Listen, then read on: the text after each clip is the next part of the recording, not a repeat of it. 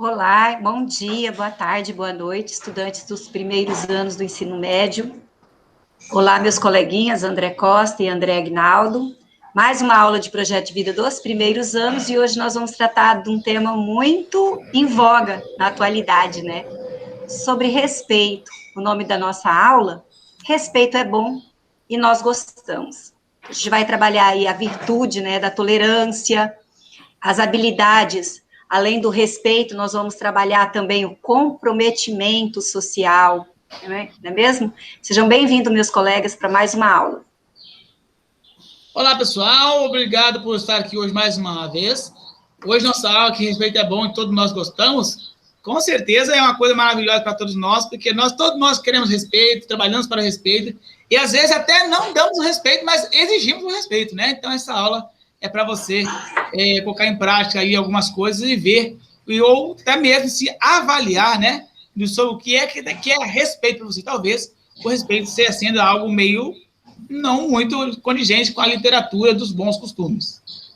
É verdade, gente. Sejam bem-vindos aí, tchutchuquinhos, né? Que alegria a gente poder gravar mais uma vez uma aula para vocês. Eu me lembro que quando nós gravamos da outra vez, eu lembrei de um ditado que minha mãe costumava me dizer quando, né? Eu a faltava um pouquinho com respeito, talvez ali, né? Com alguma birra, alguma coisa, e ela dizia que respeito é bom e conserva os dentes.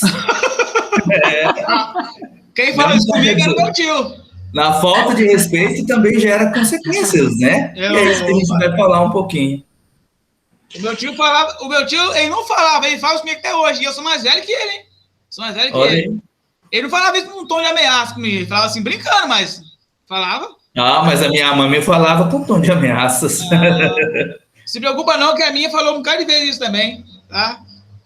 Olha que bonitinho, essa imagem ali, olha, diz muito, né, sobre respeito, porque, na verdade, essa imagem, ela demonstra ali uma pessoa completamente paralisada e pousando nessa pessoa várias borboletas. Eu acredito que só sentaria num ser humano uma borboleta, só pousaria em um ser humano se esse ser humano demonstrasse muito respeito mesmo pela fragilidade desse inseto, né? Dá até nozinho de falar inseto, porque é tão lindo, é desse ser maravilhoso que é borboleta. Então, eu acho que a maior habilidade que a gente pode pensar quando a gente ouve a palavra respeito, as habilidades que a gente pode ter referência é a responsabilidade. É responsabilidade individual, responsabilidade social, responsabilidade pelo nosso planeta, por todas as espécies vivas, né, no nosso planeta. Então, essa imagem diz tudo, né? Somente chegaria perto da gente um animal que se sentisse, um ser que se sentisse respeitado, não é verdade? Então, nós vamos falar sobre isso nessa aula. Sobre a importância da gente respeitar e ser respeitado. Só contando você, agora lembrei de umas imagens de umas coisas, de uns fatos que ocorreram, de uns animais que estavam presos em... tipo assim, normalmente é peixe, né? Baleia, golfinho, preso em redes, que procuram seres humanos para poder tirar, soltar eles dessas coisas. Já viram essas historinhas? Eu já. E agora me pareceu, essa fala super pareceu muito, muito adequada para agora, né? De que o animal se sente confiante para poder estar ali com você naquele momento. E é interessante, André, a gente falando de respeito, né? E como a Eliane a gente está vendo a imagem, eu lembrei que, né, veio na minha cabeça, eu consegui associar de alguma maneira o respeito com o limite. Isso. Né? Então, é impossível a gente falar de respeito sem a gente falar de limites. Porque ali a gente vê que há um respeito, mas também há um limite ali. Porque já imagina se essa mulher dá um tapa em uma borboleta. Não fica nenhuma. Então, o limite é o quê? Né? Existe, tem que existir. É verdade. O meu pai, numa época da nossa vida, ele teve um lugar de fazer refresco e picolé. Era uma coisa bem caseira mesmo, mas tinha as maquininhas lá de fazer geladinho, de fazer. Eu era bem pequena e na época esses lugares, eu não sei se hoje em dia, mas na época juntava muita abelhinha, muitas abelhinhas que vinha atrás do doce, né? O picolézinho. E aí o meu pai sempre falava pra gente assim, olha, não fica com medo, mas não faz nenhum movimento brusco. Se você ficar paradinha, as abelhas vão vir, vão posar, ficar um pouquinho e ir embora. E a gente, criança, fica agitado, né, perto desses insetos. E a gente ficava paradinho mesmo, enchia de abelhinha e a gente não era picado, porque a gente ficava paradinho que o pai ensinava. Aí essa imagem sempre me lembra a fala do meu pai. Não tenha nenhum movimento brusco. Exatamente sobre isso, né? Porque olha ali o que a fala desse slide ali, ó. Geralmente, quando teorizamos ou expomos em classes as questões concernentes a respeito, lidamos com condições ideais, em geral muito abstratas, em que o outro, a que se deve respeitar, é uma figura sempre hipotética ou remota, né? Fica sempre naquela coisa assim, vamos respeitar os mais velhos, mas os mais velhos é aqueles mais velhos que nem estão perto de nós, que não faz parte da nossa vida, do nosso cotidiano, porque muitas pessoas que lidam com pessoas mais velhas não têm paciência, não têm respeito, né? Mas aí fala assim, olha, vamos respeitar os mais velhos, hipoteticamente, lá no futuro, e essa aula nos mostra exatamente o contrário, que o respeito, ele tem que ser usado no presente, no agora, né? A noção de outro se generaliza em uma ideia de humanidade ou sociedade destacada do real, e não como algo que se experimenta no presente, no agora, né? Desse modo, o respeito idealizado é algo falado com um preceito para que ser posto em prática mais tarde, sem se atentar ao que se passa nas relações no entorno e no agora. Tendo isso em vista, essa aula começa com a problematização do respeito nas relações cotidianas e na proposta de situações que possam ser experimentadas em sala de aula, nesse momento, em sala de aula virtual, mas a gente sabe que a escola está ainda nesse período de sala de aula virtual e funcionando 100%, né, virtualmente, mas tem muitos graus de sociedades ali no comércio, no cotidiano das pessoas, que está tendo aglomeração e não está havendo o respeito. Não é verdade, Andrezinho? Ao final dessa... É verdade, inclusive, o respeito com as pessoas, o que as pessoas falam e postam nas redes sociais. Nossa aula, por exemplo, agora vai estar em... O YouTube é uma plataforma social, não é uma rede social, mas é uma plataforma social. Mas aí a questão é a mesma. Então, ao final, para a fixação do conceito daquilo que foi experimentado e posto em prática, retomamos o tema a partir de referências remotas sobre a noção do respeito da vida e sociedade.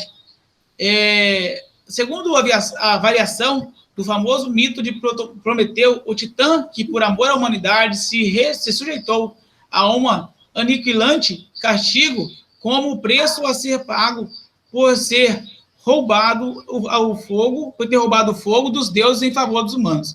Depreende-se desse mito, forjado pelo povo inventor da democracia, a noção de respeito como condição essencial da vida comunitária. Em seguida, passamos à consolidação conceitual do problema em sua forma filosófica. Respeito é o reconhecimento da dignidade própria ou alheia e comportamento inspirado pelo reconhecimento. Eu vou falar agora aqui sobre democracia, né, que é respeitar a vontade do outro. Na semana passada, eu fiz uma aula sobre democracia em inglês, né? E, na verdade, era só para nós sabermos o jeito de ensinar eles inglês melhor. Porque eu vi que tem reclamação de pessoas que estão querendo sair da escola porque o inglês é muito difícil, mas parar. Então, eu pedi deles o melhor método, o melhor material, a melhor sugestão, e botei em votação para poder eles aceitarem aquilo, né? Fiz a votação rapidinho ali, fez bonitinho, e o Google Classroom, ele mostra, né, um gráfico de quanto aceitou tal coisa, e é legal. E sabe o que eu achei? Achei que foi muito bom, mas que eles aceitaram uma coisa que não é bom para eles. Eles concordaram com uma coisa que não é bom para eles, mas eles concordaram, né? Então, eu fiquei assim, eu gostei do resultado, né? Porque pareceu muito transparente. Falei para eles também a questão de cobrança ao professor, que podem cobrar o professor, gente, a hora que quiser. O professor, ele é gente, ele erra, e ele não tem esse negócio de ficar assim, achando ruim, você achando ruim com ele, zangando, o professor vai ficar marcando, o André Aguinaldo vai marcar eu. Não tem essa fala, não existe, né? Vocês sabem que essa fala não existe. Então, é possível muito bem você falar tudo isso bonitinho com o professor, e o professor Eliane Bosco, o André Aguinaldo, todos os Andrés aqui, eles têm maturidade bastante para poder aceitar a sua resposta, a sua fala, tá? É claro, não significa que ser verdadeiro tem que ser cruel, né? O André e a Eliane sabem isso muito bem, né? Que nós trabalhamos com pai de vida também, né? Falar a verdade. Temos uma aula nossa que é sobre a sinceridade. Por enquanto, não vai ter como fazer a aula de sinceridade, porque estamos online, e esse online eu até poderia fazer, mas sai muito superficial, ao meu ver, essa sinceridade. E sinceridade não é ser grosso, é respeitar o outro, independente que seja, né? Me lembro o André Luiz aí, ele costuma falar algumas coisas de alguns filósofos, quando ele costuma lembrar isso, a Eliane também, que o André falou uma vez aí sobre um filósofo que falou sobre a questão de não discutir com o outro, né? E depois o cara falou assim, não concordo com você não, sou alguma coisa de... Você lembra disso, André? Eu não discutir e tal, aí o cara falou, não concordo com você não, por causa disso o filósofo ficou quietinho. Como é que foi isso mesmo, você lembra? Eu não lembro se foi eu que disse, pode ter sido Eliane, né? Mas eu já li algo desse tipo. Acho que foi Eliane, não foi, Eliane? Foi. Não foi eu, não. Então, e ao final, já que eu acabei de ler agora, né? Então, essa democracia ela é boa, mas às vezes a democracia não é bom para todo mundo. Às vezes é bom para o momento, mas não é bom para a vida, né? E problematizar nossa forma, o objetivo aqui, problematizar nossa forma de olhar e considerar o outro, experimentar uma relação sem julgamentos prévios, aberta ao encontro com a forma de ser do outro, né? Você pode chegar aí e olhar e não gostar. Eu não gosto do André porque o André tem o olho azul e é careca, né? Eu não gosto da Eliane porque a Eliane é loira, usa óculos e é rica. Então, você... que eu adoro. Você pode... São estereótipos tão besta que eu já vi na escola de Vila Lobo, no começo de 2017, que a menina queria bater na outra porque a outra era bonita. Ainda fez grupo para bater na menina. Não é possível? Se fosse bater no outro, que o outro é feio, até que eu concordaria, mas aí eu ia apanhar também, né?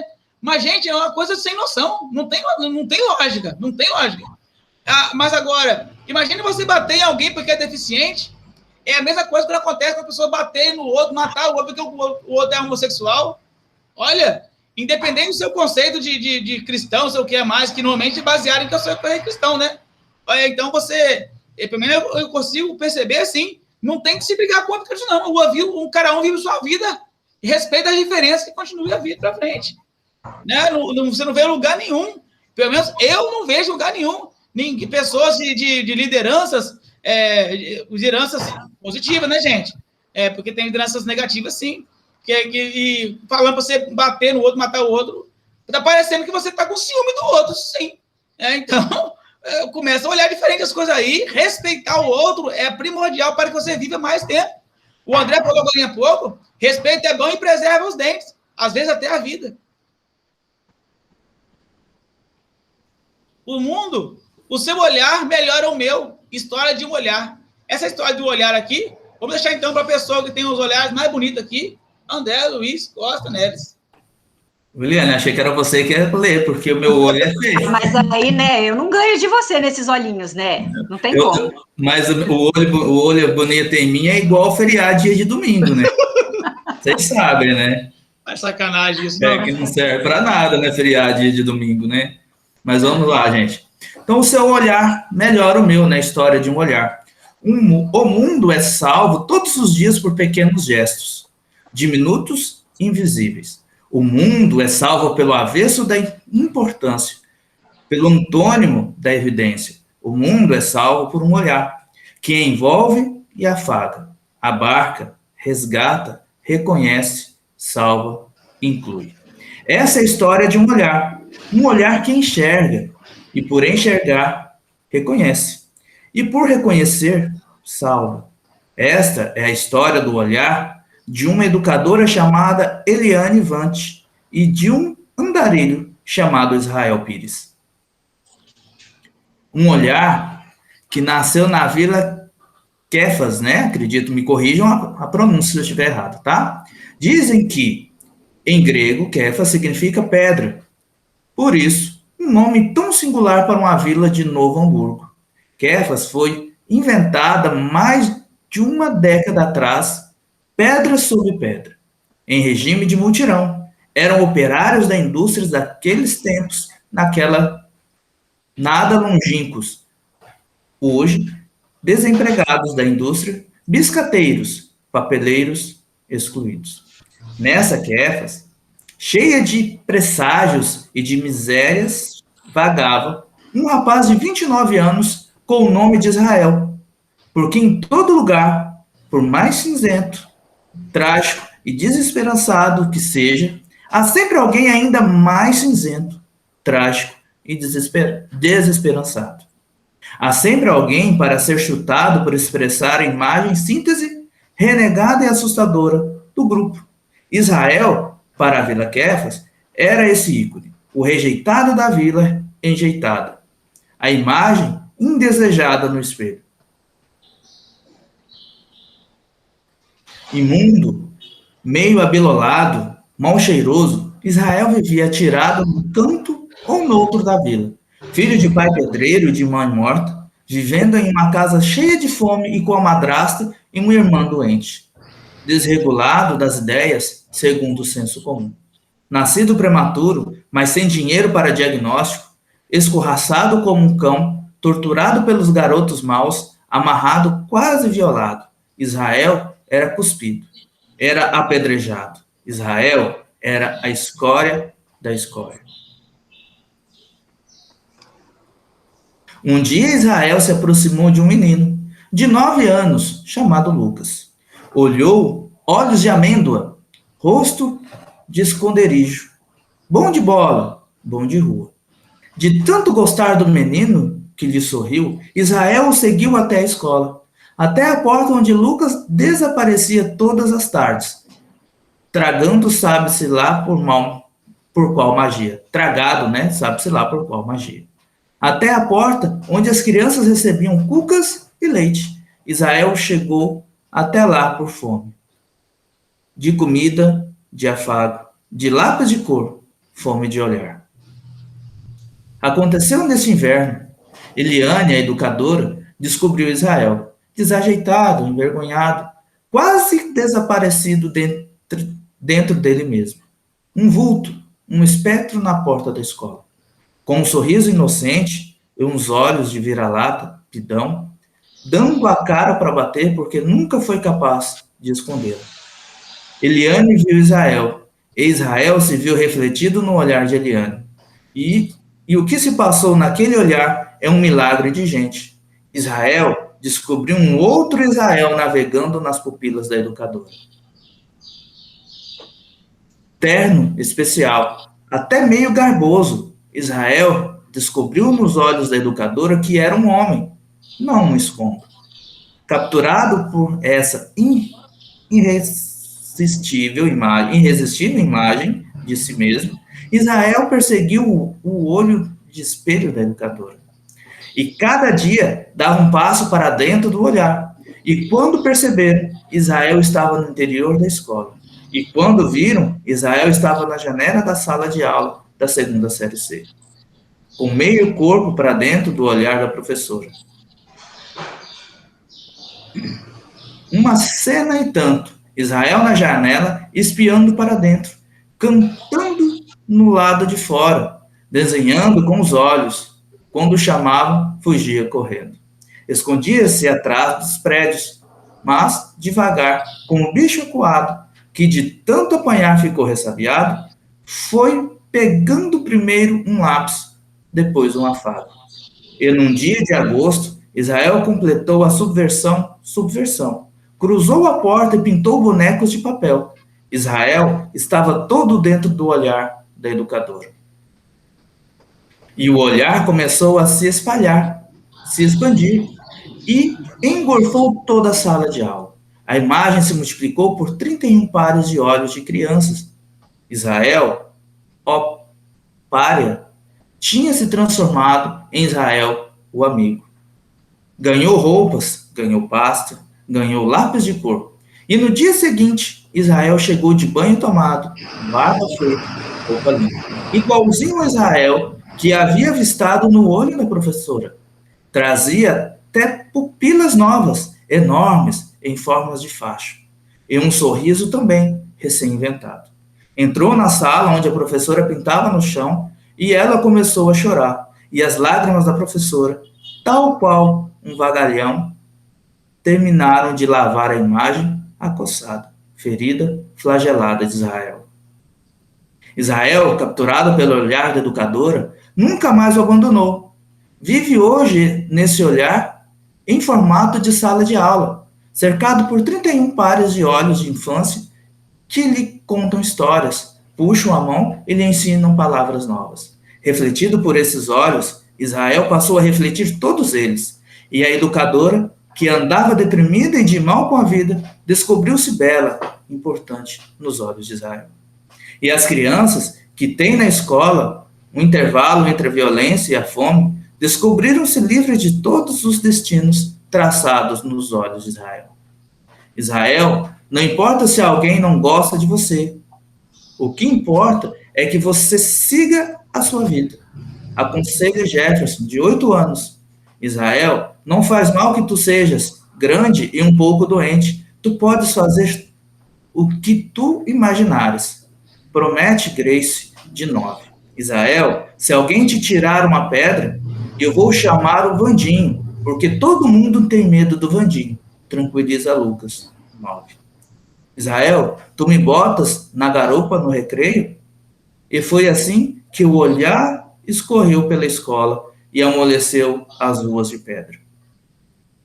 Israel, depois que se descobriu no olhar da educadora, ganhou o respeito da vila, a admiração do pai.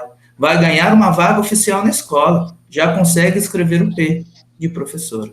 E ninguém mais lhe atira pedras. A educadora, depois que se descobriu no olhar de Israel, ri sozinha e chora à toa. Parou de reclamar da vida e as aulas viraram uma cantoria. A redenção de Israel foi a revolução da educadora. Em 7 de setembro, Israel desfilou, pintado de verde e amarelo, aplaudido de pé pela Vila Pedra. 18 de setembro de 1999. Um verdadeiro jogo, né, de esconde-esconde se apresenta nessa crônica, né, de Eliane Brum. Vou deixar vocês comentarem, né, já que eu já li tanto, né, deixar com que vocês comentem, né. Eu tô achando que esse André é muito esperto, ele leu devagar para falar que leu muita coisa, né. Não, mas é porque eu quis ler assim mais pausada para eu fui desenhando na minha mente, vocês acreditam? Ah, sim, acredito. Fui vendo, coitado Israel. Eu acho gostoso ouvir histórias assim mesmo, parece que está vivenciando mesmo, né? É linda a história de Israel e da professora Eliane, né? E olha, você vê a importância da escola nesse momento, né? Porque foi uma professora que salvou a situação de Israel. E o contrário também é muito verdadeiro, né? As pessoas que não conseguem encontrar um apoio na escola, muitas vezes passam a vida de sofrimento, principalmente o período de dificuldade, ou as crianças, pessoas que têm algum tipo de deficiência, não é? A escola, ela tem que ser um lugar de respeito, de inclusão, de todas as pessoas, né? Porque a gente fala assim, olha, as pessoas, cada um de nós tem alguma deficiência, às vezes no emocional, às vezes no psicológico, às vezes é no corpo, às vezes é na alma, e todos nós temos que respeitar a dor do outro, a deficiência do outro, né? Porque cada um tem o seu tempo, e a escola, se ela faz isso, ela contribui muito para a formação de um bom ser humano.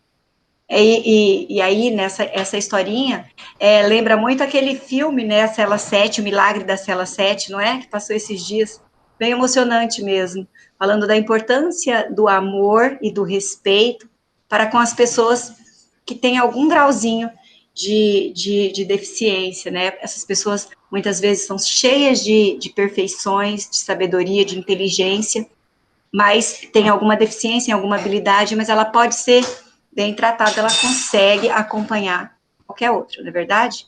Andrezinho? Eu me lembrei agora daquele filme, não sei se você já viu, que acontece na África, que é uma escola religiosa, só de crianças, que tem um senhor que tem bem velhinho que quer estudar. A professora consegue colocar ele na escola, depois ela leva uma bronca do diretor, que é empresário, né? Que é um pastor também, acho que é. E é porque ele não é, aquela escola é para criança, não é para adulto, não é para uma pessoa ansiosa, não é para um ancião, né? É uma pessoa, para pessoas que têm futuro. E o patrão ali, no caso, o diretor, ele não vê futuro naquela criança, naquele senhor. E aí a professora é chamada na capital para poder falar sobre isso, né? Que a comunidade se revoltou quanto ter um senhor em casa, na escola, estudando com as crianças deles. E e não foi levado em consideração essa questão do ser humano, né? Eu lembro que o começo é muito ruim, e a coisa é muito ruim. Então, você vê assim, que o respeito ao próximo, em inúmeras situações, ele não acontece. Ele não acontece. Quer ver um exemplo simples? Ontem, domingo, nós estamos segunda-feira gravando aqui, ontem, domingo, eu fui comprar carne para poder fazer um churrasco, fazer uma graça. André, recebi um imposto de renda, R$ 1.500. Vou comprar uma coisa para poder comemorar esse momento, né? E aí, eis que eu fui lá comprar carne, cheguei lá e pedi 1 quilo de A100. Aí falou, leva miolo de A100, porque A100, meu A100 é melhor, tal. E tá R$1 de diferença. Eu falei, então me vê 2 quilos de miolo de A100, já que é melhor, então eu quero melhor 2 vezes dobrado, né? Aí o cara foi lá e pegou um pedacinho da carne e cortou. Não cortou 2 quilos, cortou 2 quilos 360. E pesou aquilo e mandou para mim já.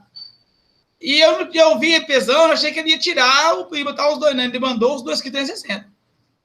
Aí eu tinha pedido, enquanto eu fazia, faz você aí, pega minha carne de porco, 1 quilo de carne de porco. O cara mandou 1,5 kg de carne de porco. E aí, na hora que eu fui pagar, eu falei, mas tudo aqui, cara, eu pedi você 1 quilo e tal, pedi você 2 quilos de tal, e você mandou 1 quilo, 3 quilos 200, 2 quilos 300 de um e 1,5 de outro. Eu falei, mas esse cartão seu aqui tem muito dinheiro. Eu falei, não se trata do cartão, se trata do que eu pedi. Ele pegou e não, aqui, papapá. E eu falei assim, meu amigo, mas você chama ele, esse cartão aqui, esse mês, R$4 mil. Você ainda tem o que pagar. Essa conversa não está batendo. Ele não está batendo. Por causa disso, o cartão vem a mais. Que eu peço uma coisa, você faz outra. O outro pede outra coisa, você faz outra. Não é o correto, não é isso. Ou então, respeito com o cliente ali. Você pode perguntar à pessoa, você quer ficar com 2,300 kg? Você quer ficar com 1,5 kg? Mas impor, não. Eu acabei trazendo porque no mês não vou ter que comprar comida para casa e tem que ser, vai ter carne. Mas não é esse o tipo de comportamento que eu espero que alguém tenha com a gente. Porque você não impõe nada dos outros. Isso é, de certa forma, você roubar alguém, porque você não pediu aquilo para os outros. Eu ainda vi. E parece, nesse lugar que eu fui, ser uma prática. Ou seja, quantas vezes isso não é normal com vocês aí passar um pouquinho a mais? Esse pouquinho a mais passou para você, mas será que está sendo viável passar esse pouquinho a mais sempre? Eu acho que... Então, cadê o respeito, né? Não li aqui, né? Leu? A Eliane já leu, já falou sobre isso, né? Já. Ali está falando da importância da gente não só olhar no sentido de ver, olhar no sentido de sentir, né? Então, o olhar é muito diferente do que você olha com desprezo ou com desdém, do que você olha dando importância. É verdade, a história de Israel mostra isso. E lá no começo ali dos slides, está falando ali um pouquinho, né, de Prometeu, que era um titã, que em amor e respeito aos seres humanos, ele, segundo a mitologia grega, ele deu de presente aos seres humanos fogo.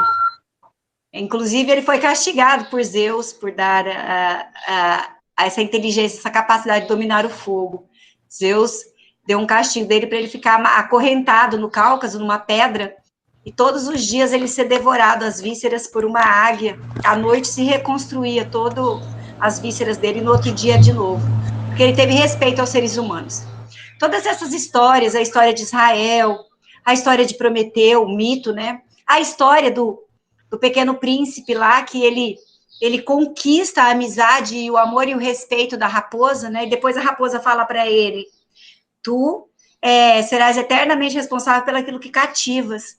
E realmente é verdade, tudo aquilo que a gente tem um olhar de respeito, de admiração, a gente acaba cativando, trazendo para perto da gente, assim como essa imagem ali das borboletas, não é?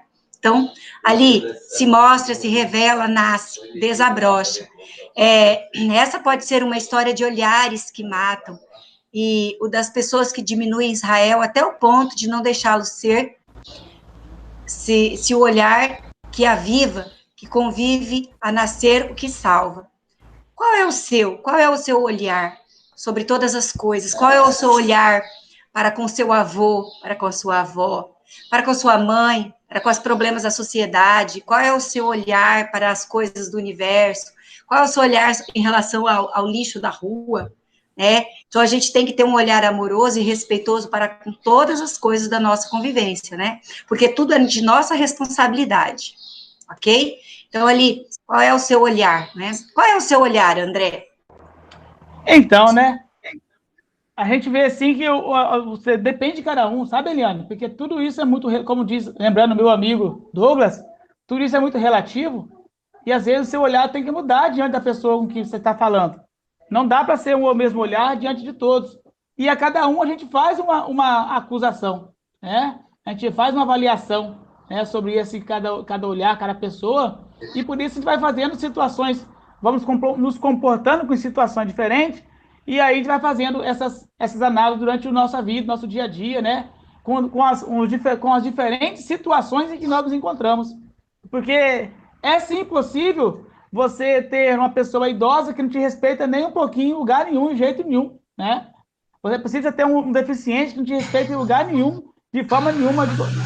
E tem gente que é perfeito, mas é deficiente de mente, é deficiente de comportamento, é deficiente de respeito, é deficiente de virtudes, de valores positivos para a sociedade, né?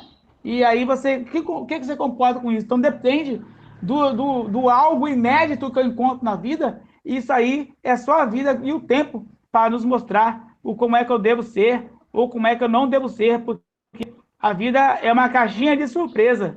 Eu não sei se a Eliane lembra agora, eu vou falar aqui, o André acho que nunca viu isso, de uma historinha do cara que fala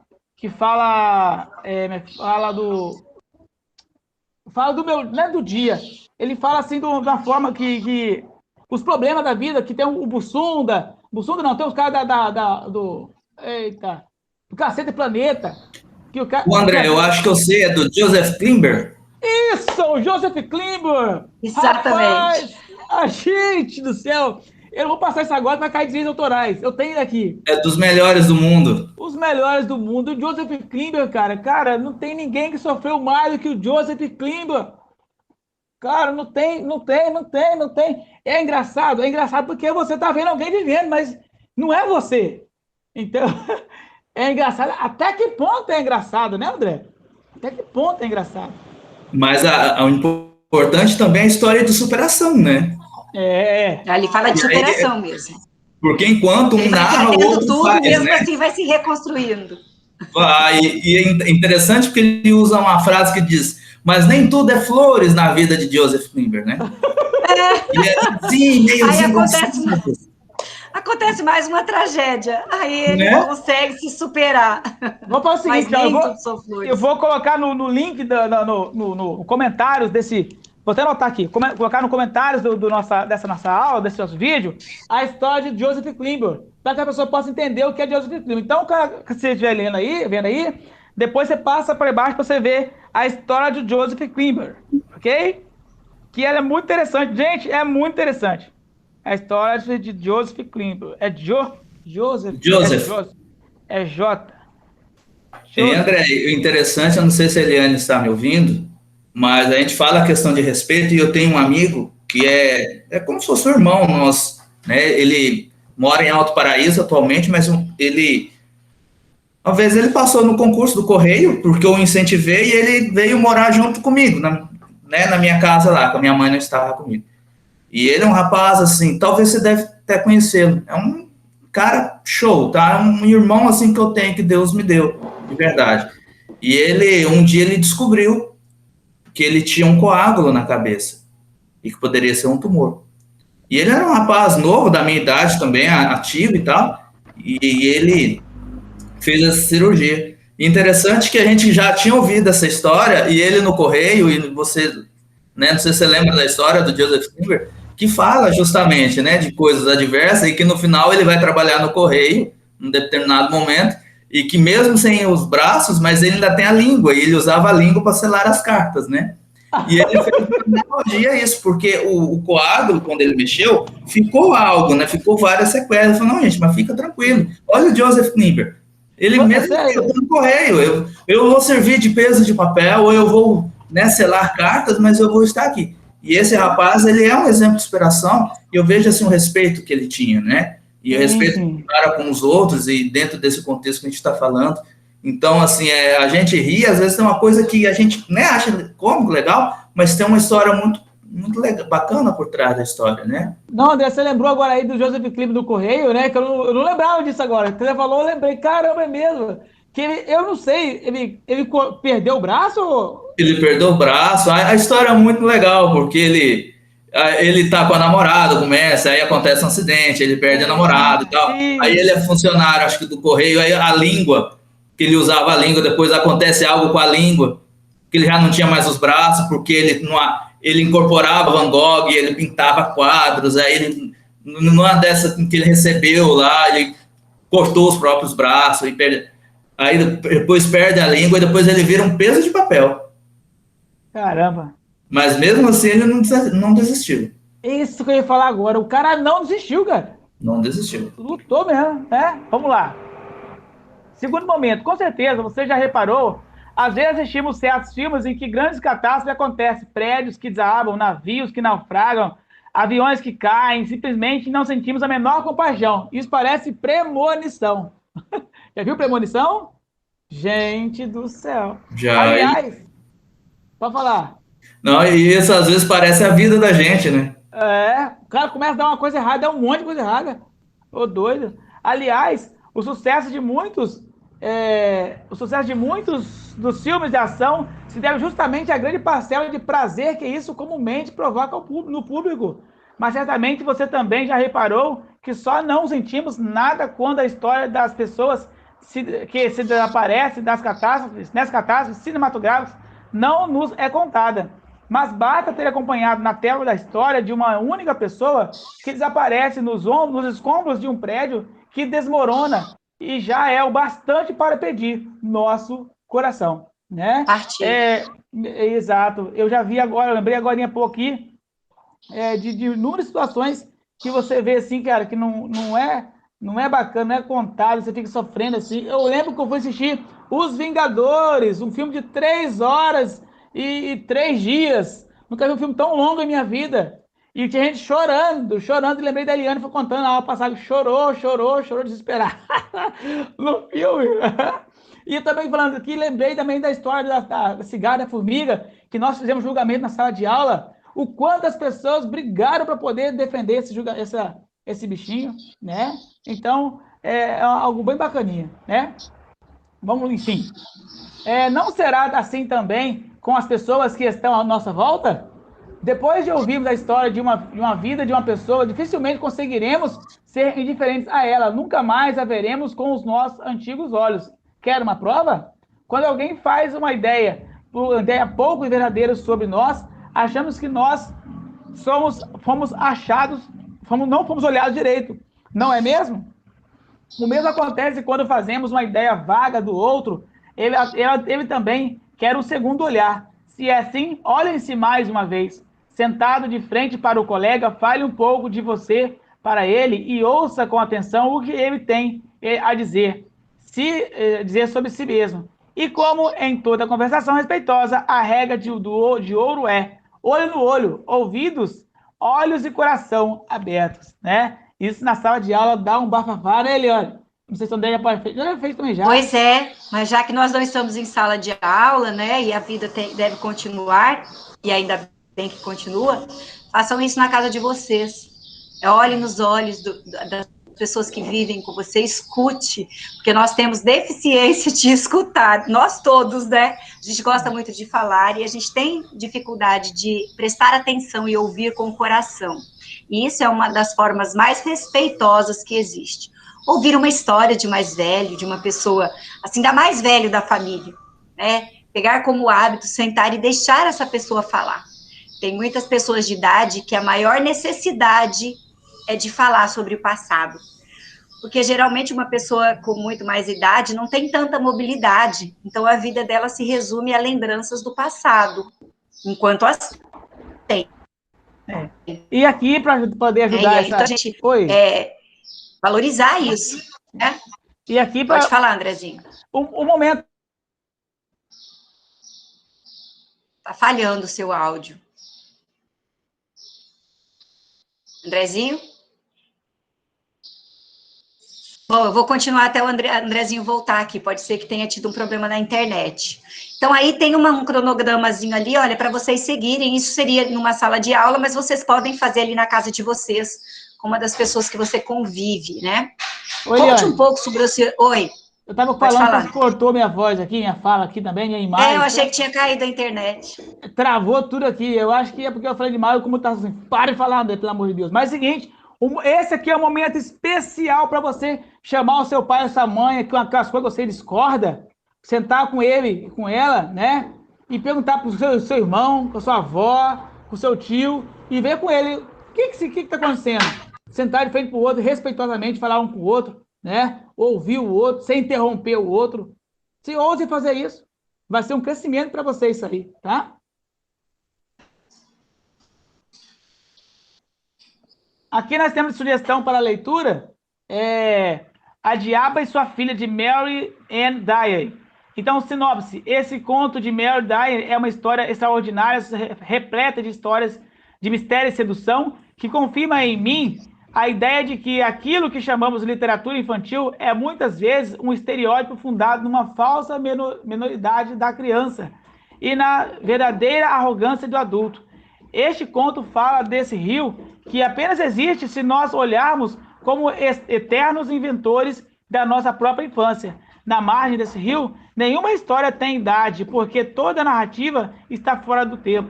Nessa história, não há lugar, não há nomes, tudo é noturno. O que sucede está envolto em brumas. Todos nós habitamos em casa de luz calorosa, onde uma diaba se recorda de ter sido feliz.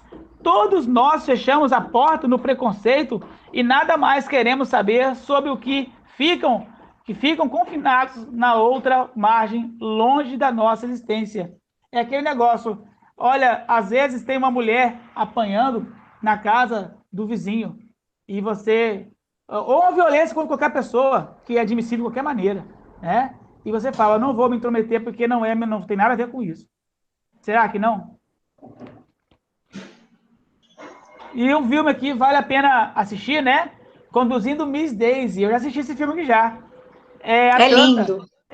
No 48. Uma rica judia de 72 anos joga acidentalmente seu carro novo, um Passat novo, em folha no jardim do seu vizinho. O filho dela tenta convencê-la de que seria o ideal ela ter um motorista, mas ela resiste a essa ideia. Mesmo assim, o filho contrata um afro-americano como motorista. Inicialmente, ela recusa ser conduzida por este novo empregado, mas gradativamente ele quebra as barreiras sociais, culturais e raciais que existem entre eles, crescendo entre os dois uma amizade que atravessaria 2 décadas. Olha só, você pode ver que então aqui inúmeras de coisas que foi passada, que foi rompida por causa, olha só, as barreiras sociais, culturais e raciais para poder vencer. E olha que ainda é uma judia, né? E aí você vê que as coisas não são fáceis para ninguém. Tá vendo? Então, esses dias agora, você ouvia na televisão umas coisinhas também que não foram muito bacanas, não foram muito legais também, diante de uma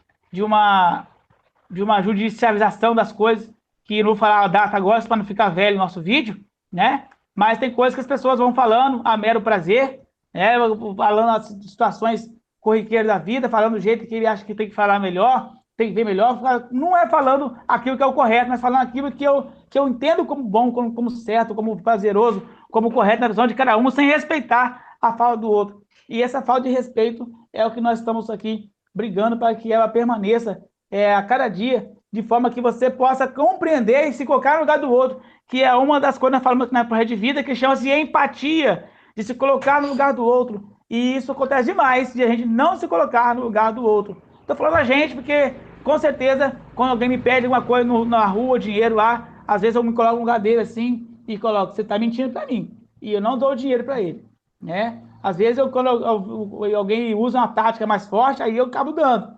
Aí, então, em função de cada um, a gente vai levando isso para a vida. Andrezinho, eu quero comentar sobre isso aí, porque esse livro que está ali para vocês de referência para vocês lerem, O Diabo e Sua Filha. É uma história linda, ela é feita para criança, mas não tem nada de criança ali, é para adulto mesmo, porque ela fala muito de preconceito, né? A diaba, que ali o livro fala, é uma mulher diferente.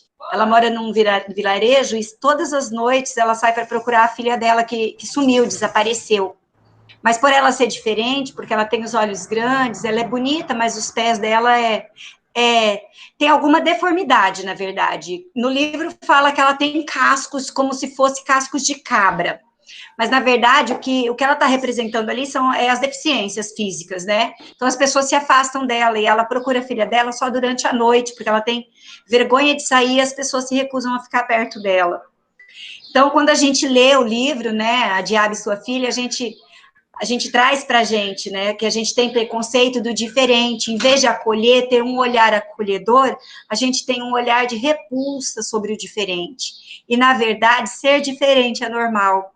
Ser diferente é extraordinário, né, porque o ser diferente nos faz aprender mais. E nós também, em algum momento, somos diferentes. E isso é bom. Se fosse todo mundo igual, que graça teria se fôssemos da mesma cor, se tivéssemos o mesmo pensamento, se tivéssemos todos a mesma religião, Deus seria um pouquinho menor, não seria tão grandioso, porque ele alcança todos os níveis de pensamento, de entendimento, e de desejo, de vontade, de fé, porque ele é diferente para cada um. Para mim, ele pode ser Deus, para outro ele pode ser Alá, para outro ele pode ser Shiva, para outro ele pode ser... Então, é essa a importância da diferença. A gente tem que valorizar e respeitar as diferenças. Ok? Muito obrigada pela participação nessa aula e aqui eu me despeço. Tchauzinho. Tchauzinho para você, pessoal, e até mais. Boa aula. Tchau, gente. Até mais.